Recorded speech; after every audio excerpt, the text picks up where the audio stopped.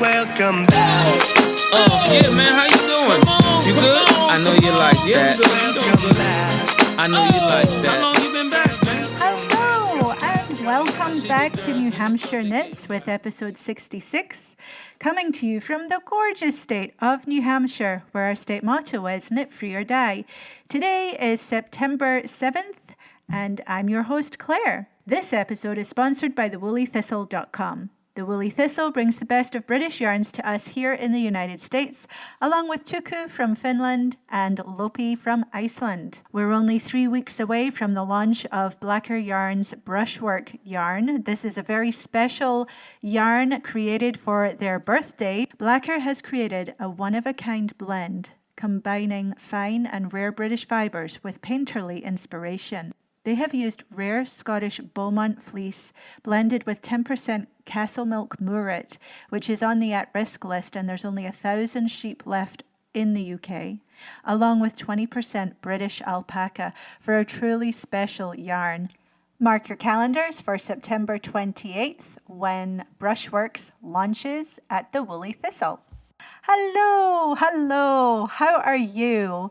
I've heard from so many of you over the summer. Thanks for keeping in touch. I know I disappear in the summer. It seems to be how it goes for this little podcast, but we always come back in September, raring to go, full of stories and new and exciting things. Of course, many of you know that I was in Scotland for pretty much 30 days with my kids, and we travelled all over the Highlands and Islands, all the way up to Shetland and right across to Berneray in the Outer Hebrides over on the Western Islands, and pretty much everywhere in between. Had a brilliant time. I hope you were able to follow along on Instagram. I posted at New Hampshire Knits and at the Woolly Thistle. So definitely check out photographs from the trip. Of course, coming back after a couple of months off, I feel congested with the amount of stuff I could talk about. I'm going to try and keep it organized and enjoyable for you. I don't really think I'm going to go through all my vacation day by day or week by week, because I think that's boring. But I do plan to bring you, and I have for this episode, interviews. So I'll tell you more about that. But all that to say, I'm really happy to be back. It's September. The weather here has cooled off, thank goodness. I was quite glad to be away in August when it gets hot here, really, really hot. And thank you to Jay, my husband, who kept the shop going. And thank you for still shopping while I was gone in the heat of August. I love you guys. You're real knitters like me. We won't let a little bit of hot weather stop us from knitting. Jay did a great job looking after the shop, so thanks to him. And thank you for keeping things ticking along while we were gone. Thank you for tuning in again. Like I said, I have had a couple of months off, so thank you for coming back and not forgetting about me. And if you're a new listener, you're very welcome. I hope you enjoy the show. Yeah, so summer flew by. I hope you all had a good summer. Our summer started with camps, tennis camp and horse riding camp and swimming camp for the kids. They were very busy right up until it was time to go to Scotland. And then we spent about 4.5 weeks over there, came back just in the nick of time to get the last of the school supplies that we needed. and then threw them back in school. My eldest, my daughter, is now in 6th grade, and already she is starting to notice the difference in the amount of homework she's getting. And my son is in 3rd grade, and he too is getting a little bit more homework than last year. So let's get started, shall we? This episode includes On the Needles, Off the Needles, an interview with Anne Sinclair, who is a Fair Isle belonger. We may have a coop cast. We'll see how this goes, if we have time for a coop cast. There's so much news, even in the coop. So much news going on there, and we'll try and fit that in. Then I'll have a woolly thistle update, and then we'll wrap it up. So on the needles right now. Well, I'm very monogamous these days. As you know, this year has turned into the year of sweater knitting for me, and I'm really enjoying that. But I find that that's all I want to knit on because, a sweater is a big project, and if I don't knit on it, it'll never really happen. I think I'm 5 sweaters in now, and I've almost finished a 6th, and I've started a 7th. So the one that I can't get enough of right now is called Carla, and this is a pattern by Sarah Hatton for Rowan, and it's a bit of an older pattern, and honestly when you look at the picture on the pattern itself, it's not that appealing. However, when I was in Scotland visiting Bernarray and seeing my friend Meg of the Berlin yarn company, of which I have much to share with you, she was wearing this sweater, and it was knitted in her yarn, in her grey yarn, and it was just lovely. It's a cabled front, raglan sleeve, and just stockinette back and arms. And she threw this thing on to go outside where we were all bundled up in jackets, and I was really taken with this sweater. So I have started knitting it, and I'm using her peaty brown, which is a very rich chocolatey brown, dark chocolate, and it's an absolute joy to knit with. It is rustic, but it's fairly soft too. Oh gosh, I could just go off on all these tangents right now because I'm thinking of our Hebridean sheep. Okay, I have to stop myself. We will get to that. So anyway, I'm knitting on this sweater, and of course it wants you to start on the back. The pattern wants you to start on the back, and it's actually knit in pieces, and I've never knitted a garment in pieces, so that's a first. And it wants you to start with the back, which is just stocking knit, and I said no, I know better. I'm going to just start knitting the front, and off I go, zoom, lots and lots of lovely cables. The gauge for the sweater is measured in stockinette, and of course I didn't do a gauge swatch. So I don't know if I'm getting gauge or not. The more you know, the less you pay attention to it, right? I should have done a stockinette swatch.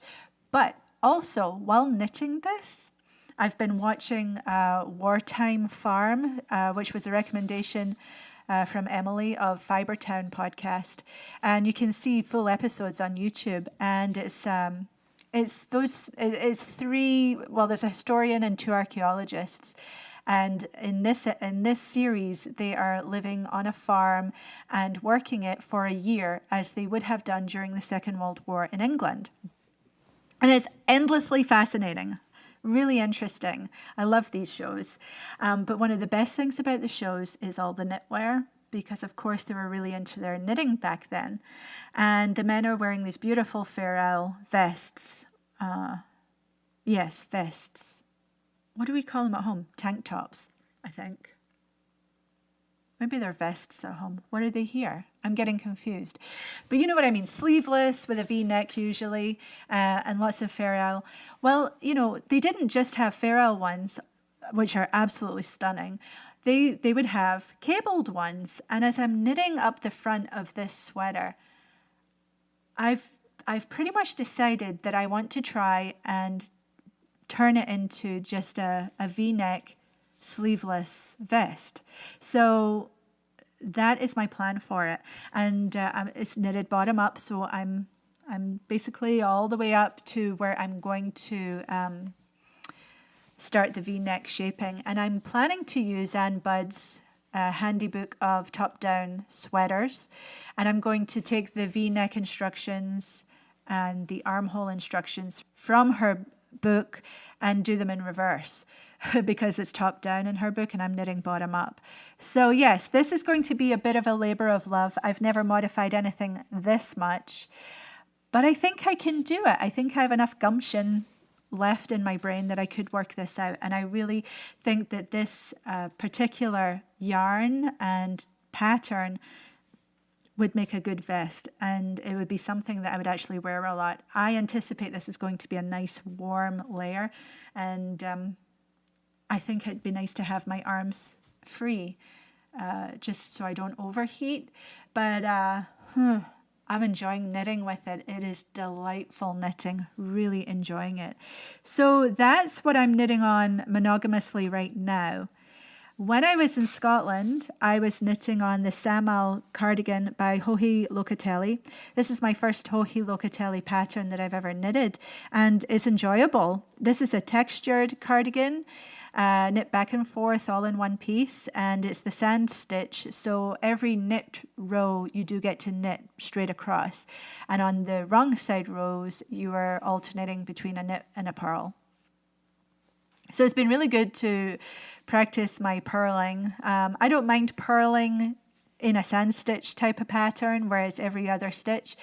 But the idea of purling back a whole row is still kind of daunting, just because of the amount of work my left finger has to do and keeping tension. But you know, that's getting more and more natural and even all the time. So I knit the whole body of that cardigan, and I'm using Tuku wool fingering weight yarn in the Ruma colorway, which is a nice natural beigey color. And the body is finished. And what's nice about that pattern is you knit the button band as you are knitting the body, so there's no button band to attach later. And now I just need to start on the sleeves. But I decided to put that aside because I was dying to get torn into my Berlin yarn. So that's what I've got going right now. And I think that the Samal cardigan is a lovely cardigan. I didn't do any waist shaping, and it's quite a long cardigan, so it comes down, over the hips. And my hips are voluptuous and excellent. But they are bigger than maybe the upper part of me. And I didn't take that into account because when I was traveling, I just wanted something to knit on. And I didn't really think about my body shape. So when I tried it on and tried to close, it across me, I should have done some shaping.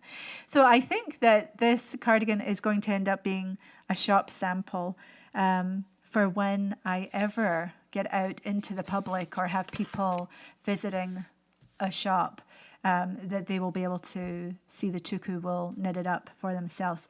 Tuku wool is very lovely to knit. I really am enjoying knitting with it. It's a fingering weight, so it's a nice light gauge, which is something I enjoy knitting with. And it takes texture and cabled really well. They pop really nicely on there. So what's off the needles? I don't remember what's off the needles. I think I was counting my Glenfiddich cardigan as finished last time, but I did confess that I hadn't done the button band. Well, I've since put on the button band, and now I just need to find buttons, and that will be completely finished. So it's just waiting for buttons. And the weather is cooling down, and I'm hoping that I'll be wearing that real soon. Although, if anybody has any tips, this was a button band that you knit on after, like you often do. And what I find often is when I pick up stitches for a button band, right at the beginning and the end of the button band sort of curls up. And so you have a nice flat line around the ribbing of the bottom of the cardigan. And then you've got this little boing up, and it doesn't lie flat and flush with the bottom of the cardigan. Do you ever have that happen? How do you stop that from happening? Do I just need to aggressively block it? I feel like I need to add stitches or something to bring it back down. I'm not really sure. So if anybody has any experience with fixing that, I would love to hear from you. Okay, so definitely off the needles, I think since the last time we spoke, is my Tidal cardigan by Tidal Yarns. And Tidal Yarns is a natural dyer based in Connecticut who I always make a point of shopping from, at least these last couple of years since I discovered her. The pattern is by Tidal Yarns and Deborah Parcella.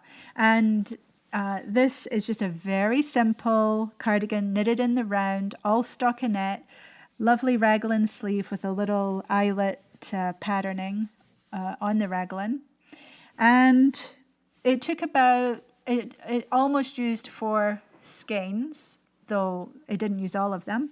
And I knitted this by steeking it so I could knit it in the round. Sorry, did I say it was knit in the round? I knitted it in the round. The pattern is written for back and forth, but knit all in one piece.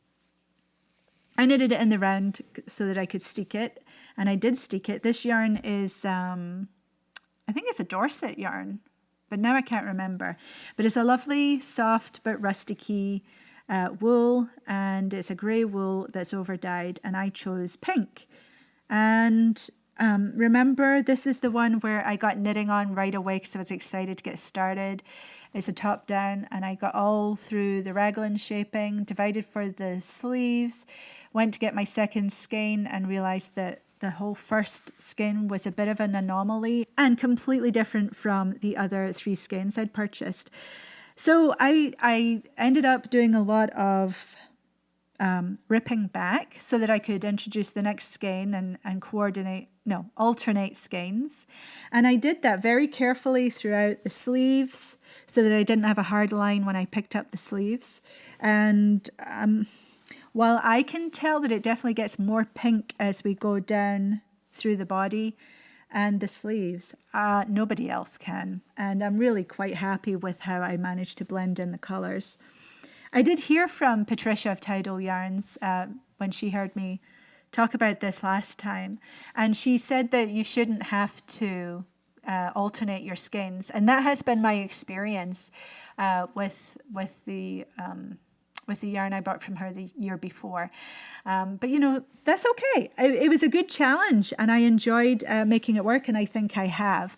And I hear she's going to be vending at Vermont Sheep and Wool, and I will be shopping with her there again. Her colours are absolutely beautiful, and she manages her wool in that, she works with the farmer and she gets the fleeces spun up, I believe, at Green Mountain Spinnery in Vermont, and then she dyes it. She brings it to the festivals, and as far as I know, she doesn't sell any online. So you gotta hit her up when you see her. It's not cheap yarn, but you are paying for an artisanal and environmentally conscious and ethical product, and it's local, so I can feel good about this, and I do. So there we go. That is finished. I'm actually wearing it today, and I wore it all over the place in Scotland. It was definitely easy to wear and throw over things. Off the needles too, and I didn't grab photos of these before I gifted them, but I had knitted my mum the end of May mittens for Christmas last year. So I knitted her the end of May. No, I knitted her the hat. And so I knit her the mittens that go with the hat. And I also knitted my first Busta beanie. And I knit both of these out of Great Bay Woolworks yarn in varying natural shades that I had on hand. I absolutely love knitting with Great Bay Woolworks. And she's another one who you will always see at New Hampshire Sheep and Wool. I don't think she does Vermont Sheep and Wool though. But she does sell online. I believe her yarn is all gone though. And we'll have to wait till next year.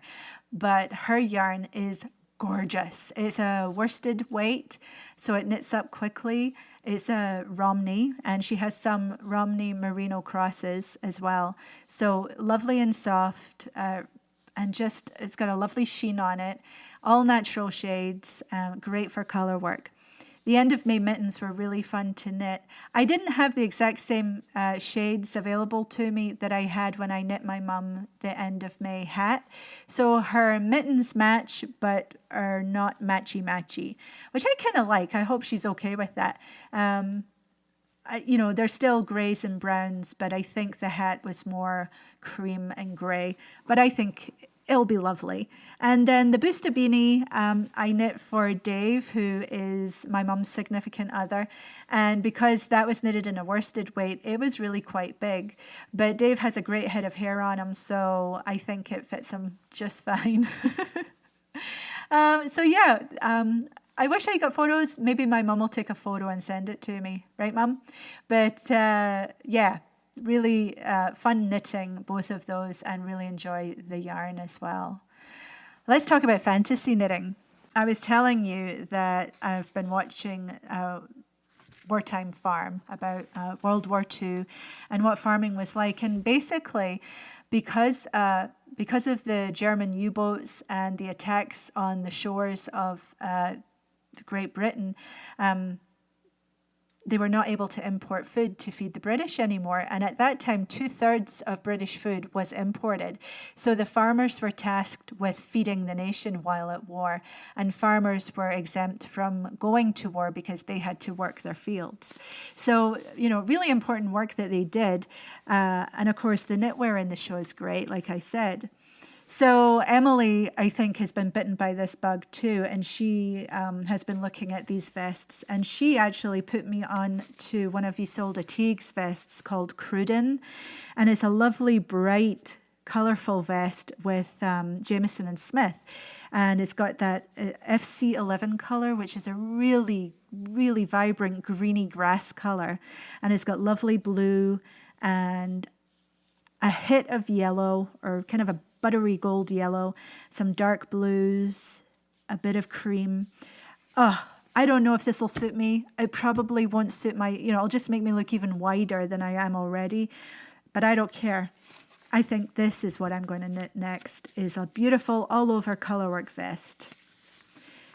And so yes, I'm making sure I have the yarn in stock so that I can knit that.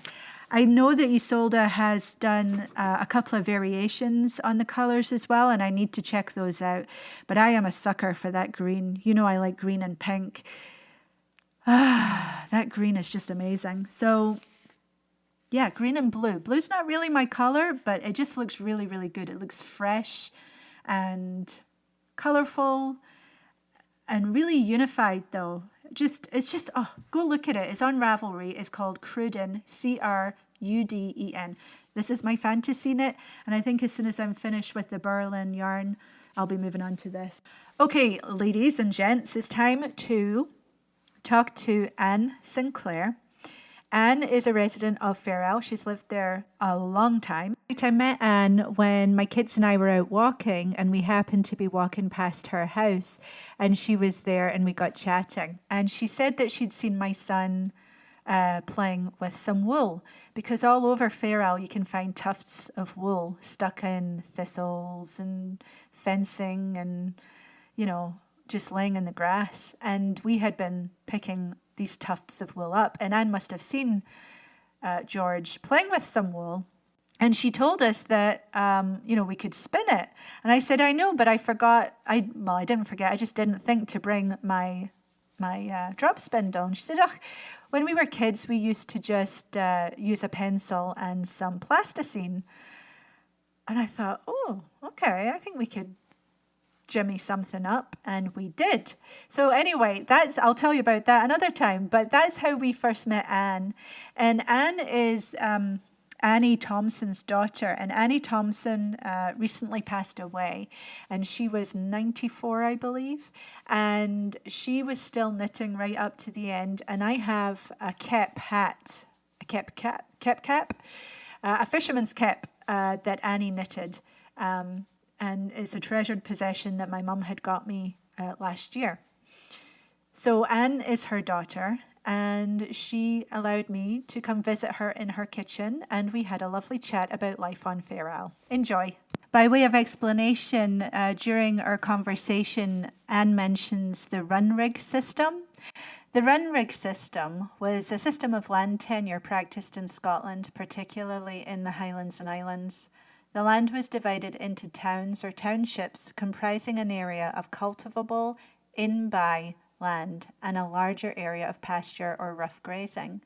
The in-by was divided into strips, rigs, which were periodically reassigned among the tenants of the townships so that no individual had continuous use of the best land. From the mid-18th century, the system was steadily supplanted in Scotland as the in-by was divided into crofts under fixed tenancy. So without further ado, here is Anne. My name's Anne Sinclair and I belong to Fair Isle, and I find it very difficult to tell you what I do because everybody on the isle does so much. I suppose basically I'm a historian, but I do a lot with textiles. I'm not a maker or seller of textiles, but I am very interested in the history of textiles. I do knit, obviously. I come from Fair Isle, I knit. My family, well, I'm back to 1690 on my mum's side, and I'm still in Fair Isle. Wow. So I consider myself to be a native. Absolutely. Although it must be said I was born in Edinburgh. My dad at that point was a lighthouse keeper, and he was stationed in Islay. So my mum came over to stay with ex-Fair Islanders who were living in Leith, and so that's why I was born in Edinburgh. But this has always been home. Right. And the family, like my mum and dad and me and my brothers, came back here to stay in 1957 when I was 12. Okay. Yeah. But we always came for holidays before that. Right. So it was always home. Right.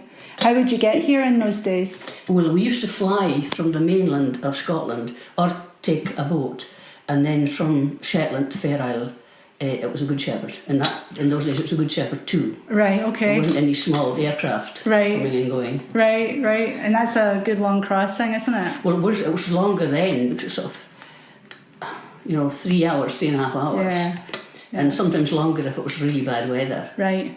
And was there a school here? There was a school here for a long time. Oh yes, there's been a school here since 1732. But when I came, I was only one term at the school here, and then I had to go up to Lerwick to secondary school. So again, it was coming and going on the boat. So this is why I don't feel at all guilty now when I fly out of Fair Isle. Right, you've done your boat. I reckon I've done my stint on that piece of water, and I owe it absolutely nothing. Well, on your mum's side, then you go way back. Yeah. So what's their history?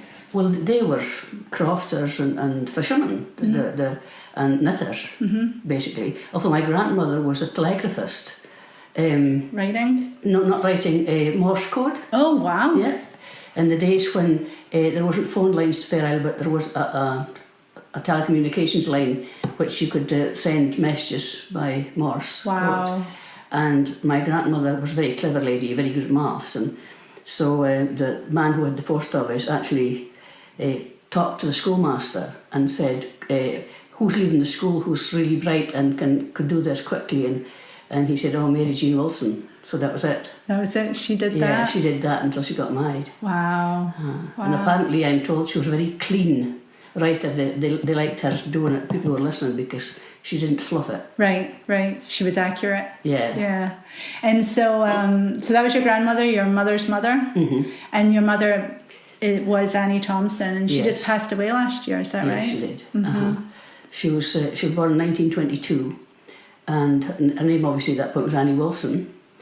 She was in the NAFI. She was a great girl at school, but didn't want to go on. In their family, all the boys went on to further education, and the lasses stayed home and knitted so that the boys could go.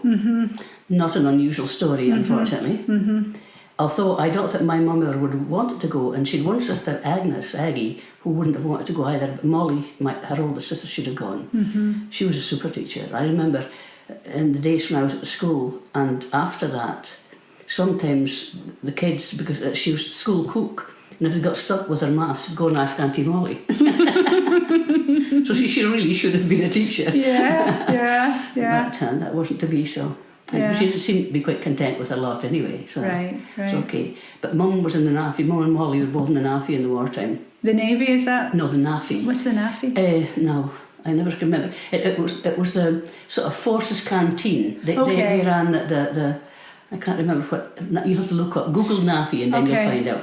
But was that on the island? No, that was in Shetland. She was Okay. sent up to Shetland. She could have gone further afield, but one of her brothers was killed in the war. Right. And her mum was in a terrible state, and so both her and Molly chose to just go as far as Shetland so they could get home quickly in case, because all the brothers were in the war, and in case another one was killed, they thought, well, we need to be near so we can get home if we can. Yeah. Basically. And it wasn't that it was any less dangerous, because in fact there was a lot of bombing went on in Shetland and in Fair Isle, and that's how my mum met my dad. Okay. Because the lighthouse, South Light here, was bombed. The light remained standing, but the living quarters were destroyed. And there was a family killed, well, a woman and child, and also a soldier was killed. And because there were no living quarters, all the families were cleared out, and they put in young single men.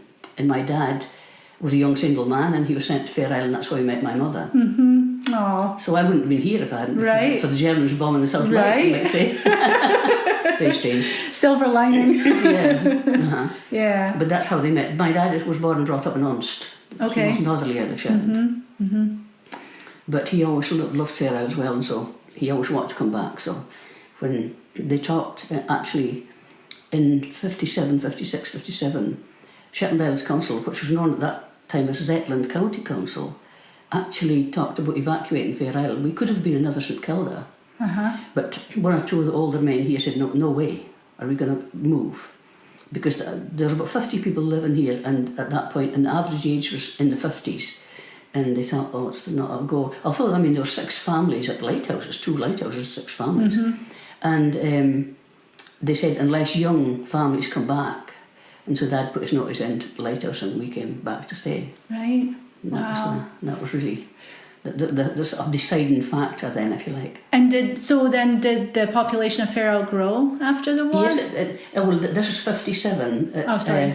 We're up to about 70, and now we're just, I'm not sure what it is. Around about 60 is what I think read. it's about 60, I think. We could do a few more. I don't suppose we could sustain that many more. I always think, maybe wrongly, that about 100 would be fine. We could easily do with that. Yeah. But people need to know that it's not a get away from it all place. No, it's a get stuck in place, yes. isn't it? And if you're running away from somewhere, you've got to remember that there's nowhere else for you to run once you're here.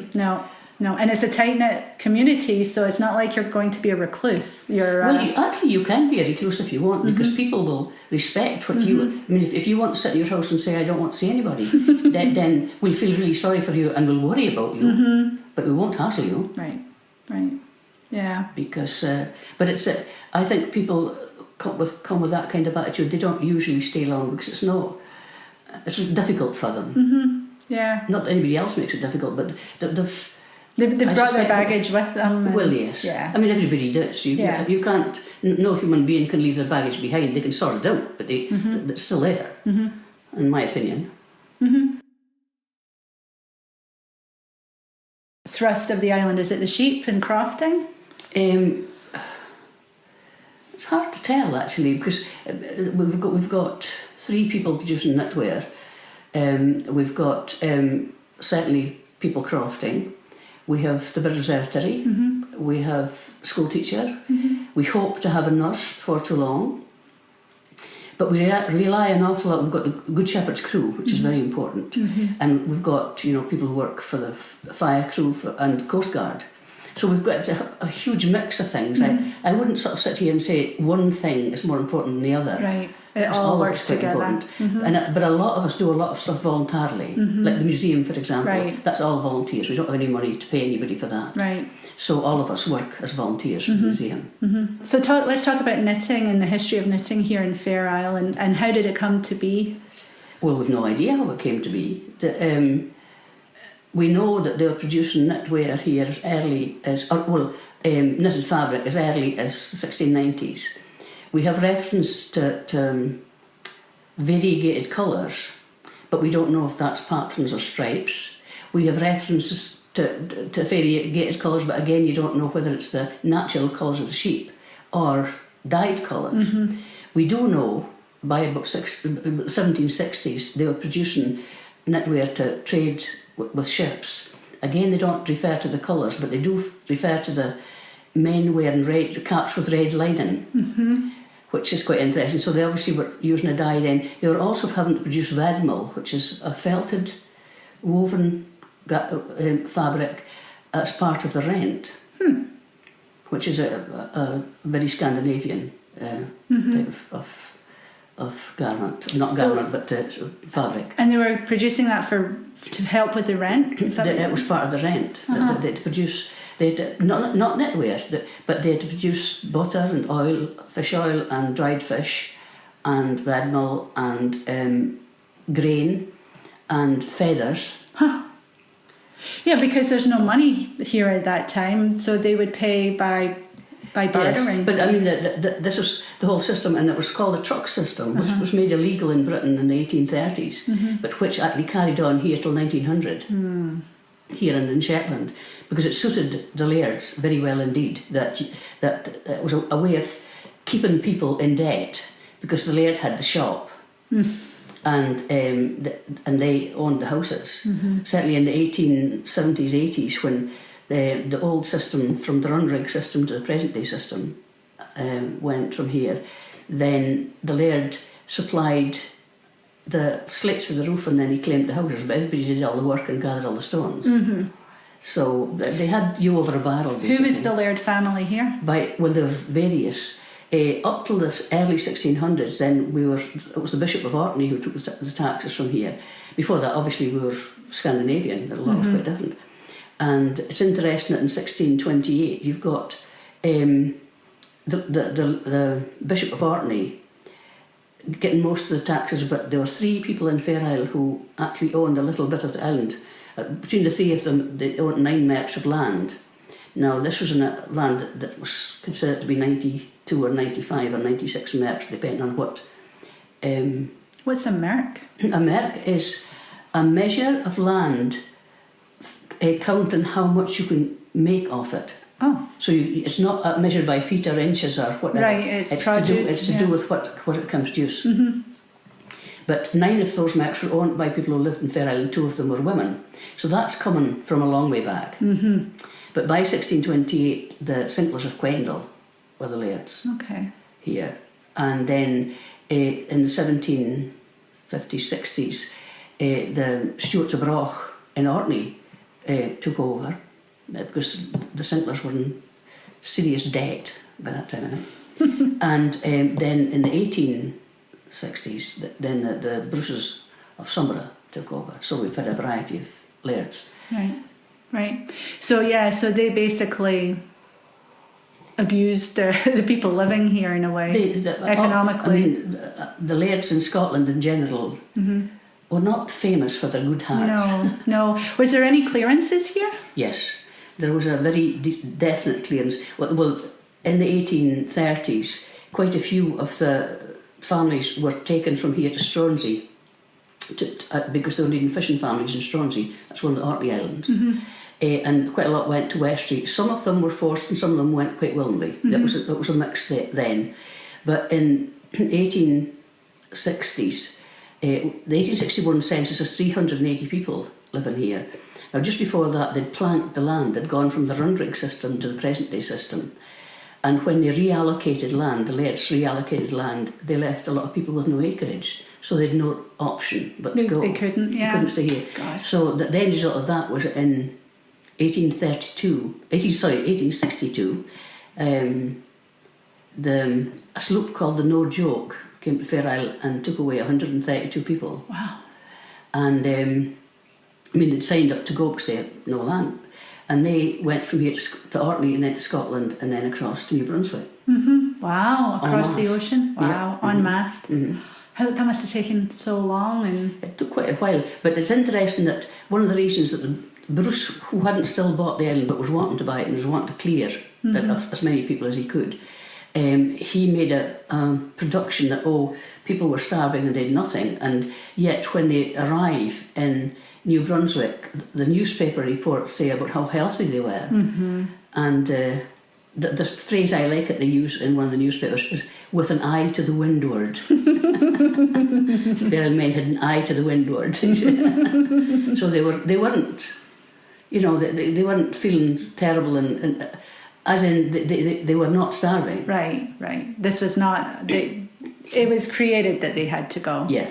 So getting back to the knitting, is there any evidence of why they started knitting with two colours, or it was probably the different sheep colours, the fleece colours, or We'll never know that. No.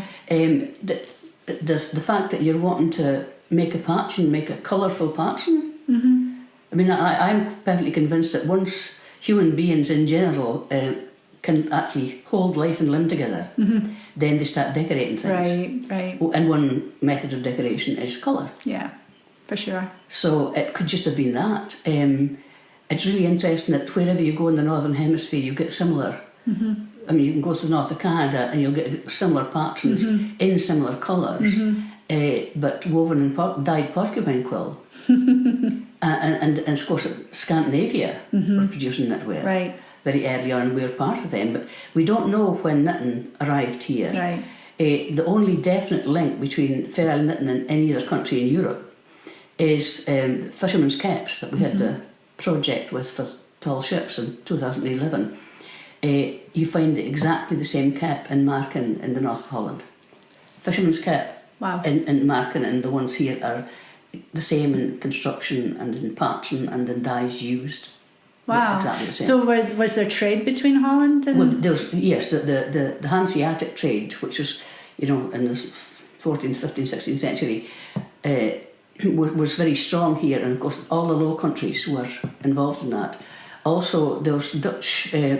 I think that the first map that was drawn of Fair Isle was drawn by Dutchmen. Because there's a very early map, I'm trying to remember the year and I can't.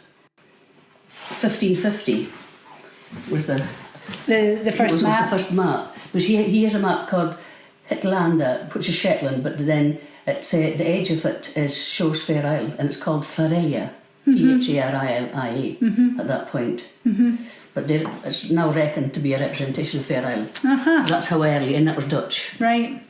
While we're visiting, my family and I were staying in Springfield, which is a wee croft just down the path, and that's where your mum was born. Yes, that's where my family lived. My great-grandfather built that house. Really?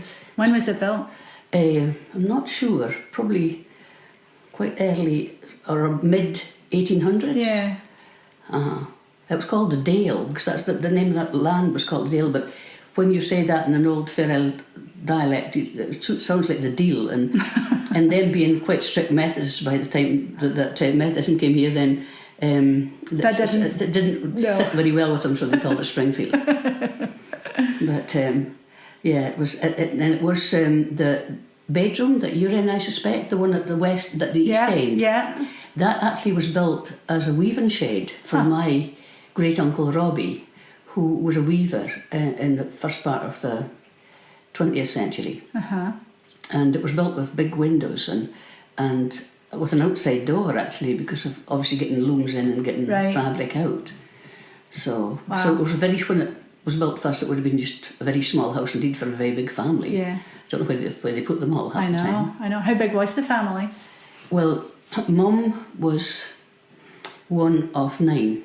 Oh gosh! Wow. But not only was there 9 children, there was 2 great aunts and 1 great uncle, and when Mum was born, there still was the grandmother and grandfather. So I mean, there was a lot of people in that house. There was. Although the older brothers, by the time Mum came into the world, then her oldest brother Jerry was in Orkney. He was a stonemason, and he'd gone to Orkney for his apprenticeship. Right. So there was. Somebody has to move out for the new baby. I don't think they saw it like that, but it must have been quite a tight fit. But I mean, everybody was saying that how many families in both here and in America lived in one room. That's right. They had at least 3 rooms and a lot of outside space and barns and things. Right. I mean, think about the towns. I know. Yeah. So they were really. It was just a different life, and people had different ideals and different concepts of what life ought to be. And so it wasn't like now, if you said that one family of 9 would have to live in one room, just imagine the horror. Yeah, yeah. We haven't said that. A lot of other countries it's the same. I know. Yeah. We haven't progressed really all that far in some respects. Right. In my opinion. Right. So she grew up and started knitting at a very young age, probably. Oh yeah. I think they all started knitting quite early on. I mean, I can't remember learning to knit. You just did it. I just did at it. some point. There's two things I don't remember learning. I don't remember learning to knit, and I don't remember learning to read. I could always do both of it. Right. And knitting was so important because it was part of the economy. It was very much an important part because very often it put food on the table. Because in Fair Isle we were very lucky in that the knitwear that was produced here was our own.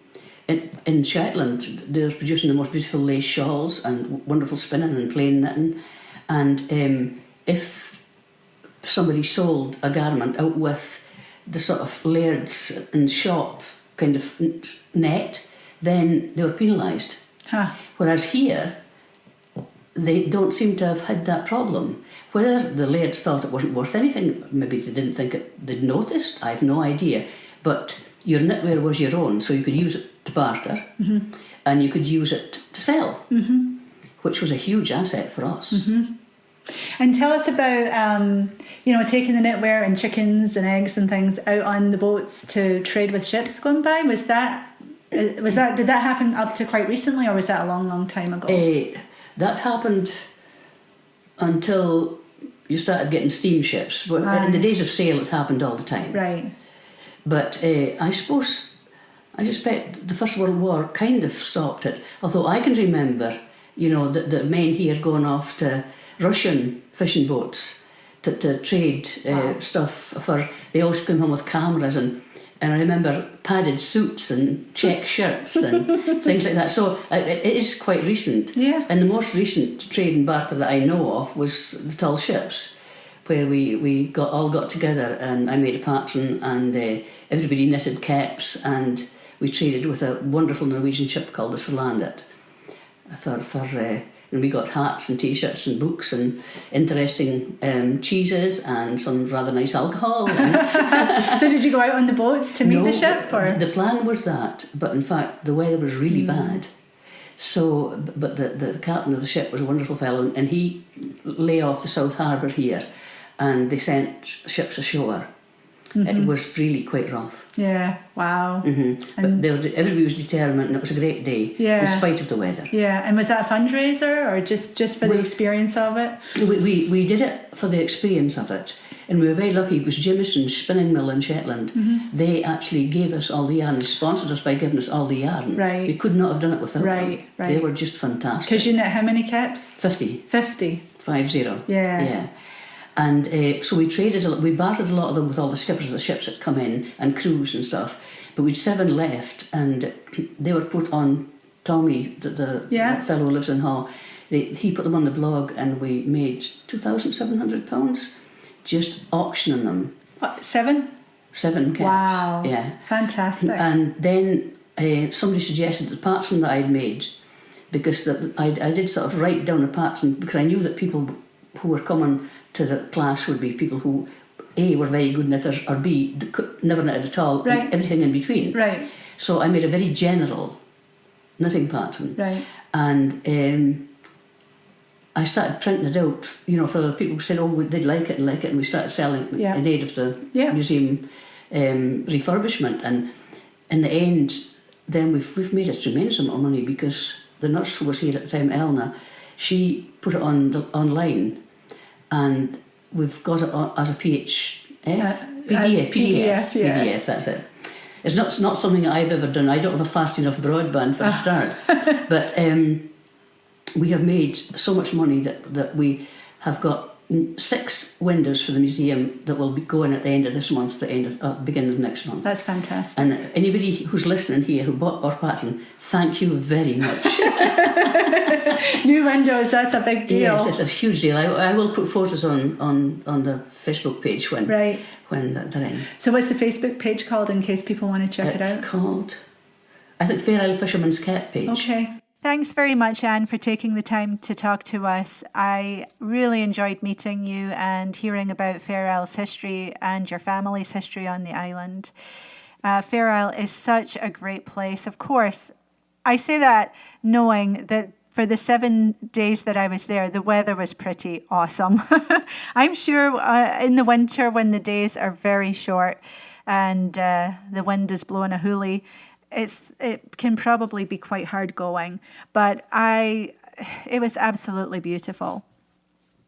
And if you are ever planning to visit Shetland, I would recommend heading down to Fair Isle. You can do it just for a day trip by hopping on the flight, but of course, there's no guarantees you'll get back that day. If the weather changes, you might not get out. All right, let's move on and do a woolly thistle update, and then I'll let you go. As always, the shop is doing great. And again, thanks to Jay, who kept the shop open while I was gone with the kids. And thank you very much for shopping with us during that time. Jay learned a lot about the nuts and bolts of this wee shop here.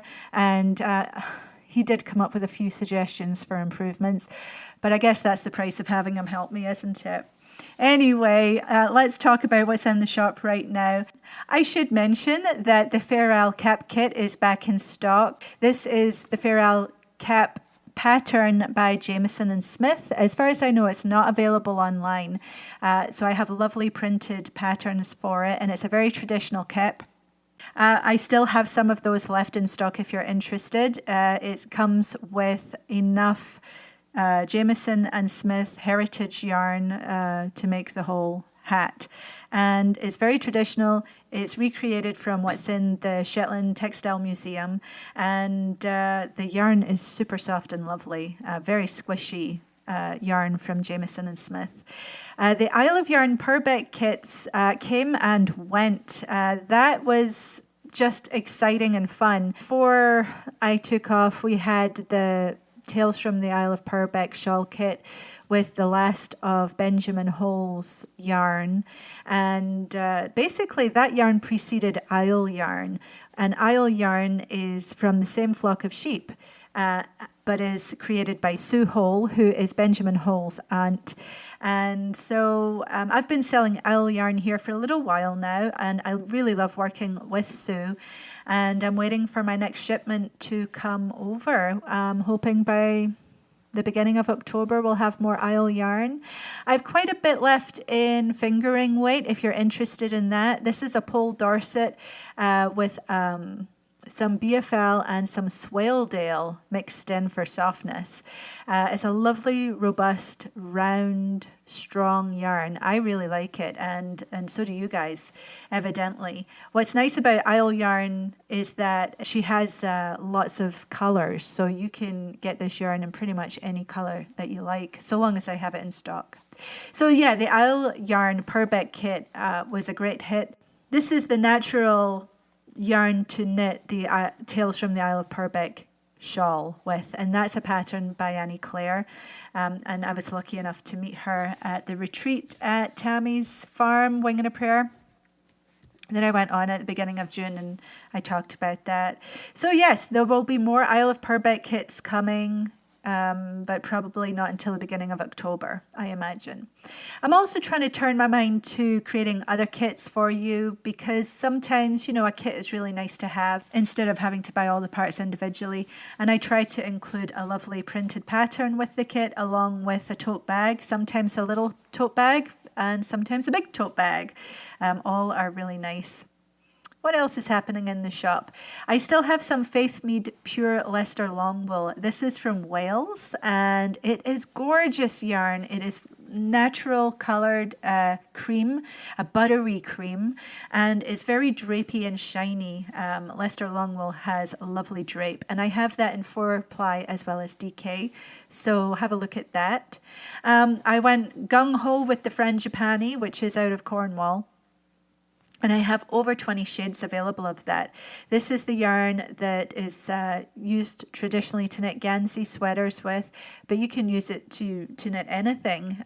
You just change up the gauge. It's a sport weight and it comes on cone, so it's quite economical. I have a little bit of Kettle Yarn Company's Bayul left, and that is luxurious merino, yak, and silk. And that's in 4-ply, and that stuff is just absolutely the height of luxury. So if you're in the need of a little luxury, I would look there first. I'm going to be getting a new order in from West Yorkshire Spinners, including their signature 4-ply sock yarn that I keep in stock. I'm getting more Air Valley DK in, and I am considering and most likely will get their brand new Croft yarn. It's not here in the USA yet, though we've all been tantalized by Instagram and Facebook and this gorgeous sort of marled Shetland wool yarn that they have come up with. I'm intrigued and I'm getting a sample of it sent to me. So as soon as I've had a squish and a knit of that, I will probably order the range for the shop. But that's not due to get here until the end of September. So again, that's probably going to be the beginning of October. Coming to the bookshelf here at the Woolly Thistle is Rib magazine. So we're going to be stocking issue 2 of that. I'm excited to be adding Kate Davis's books to the bookshelf at the Woolly Thistle. The 5 books I have going in the shop later today, I hope.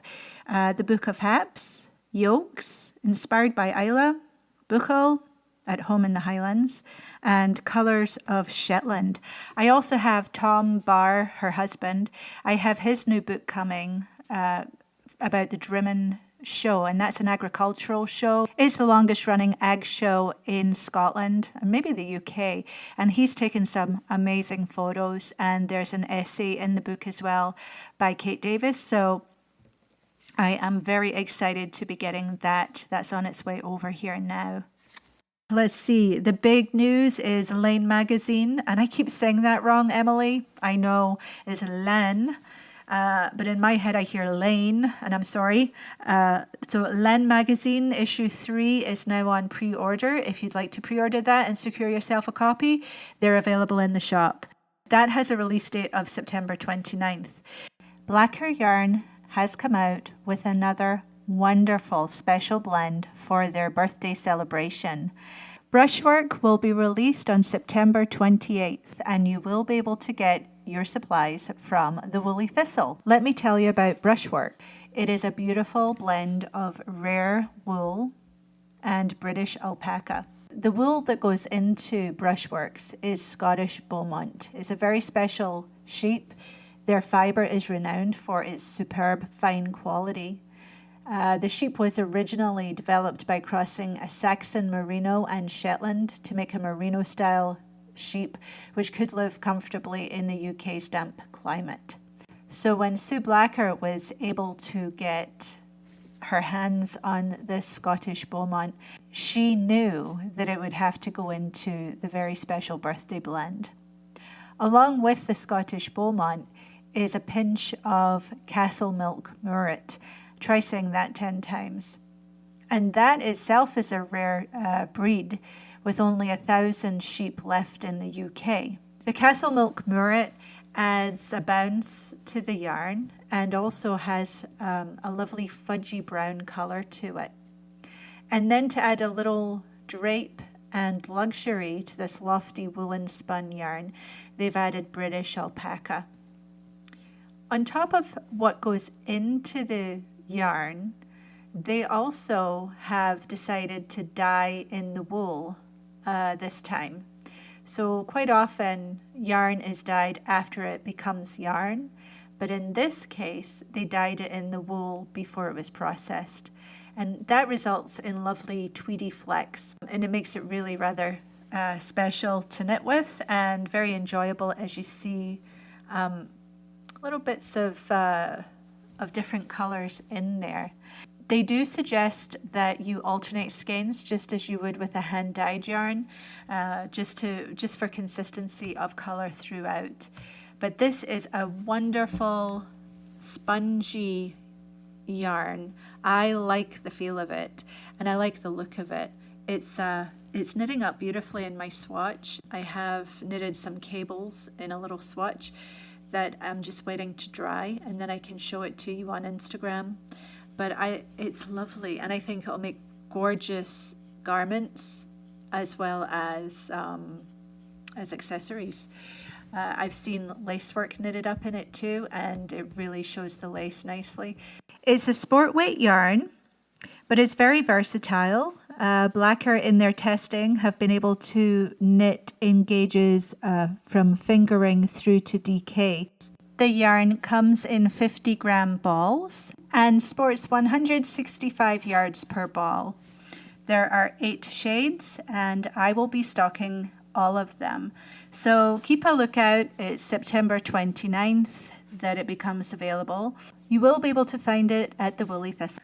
And I think that's all the news from the Woolly Thistle for now. And I think it's definitely time for me to say goodbye. It's fantastic to be back podcasting again.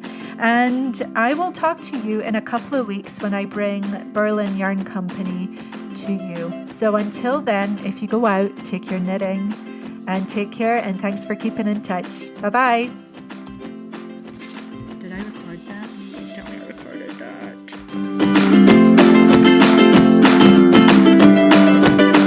Thank you for listening to New Hampshire Knits. You can find the New Hampshire Knits Ravelry group at NH Knits. You can find me on Ravelry as NHK Claire. On Instagram, NH_knits. You can email me at nhknits001@gmail.com. And you can find the Woolly Thistle all over the internet as the Woolly Thistle with 2 L's in Woolly.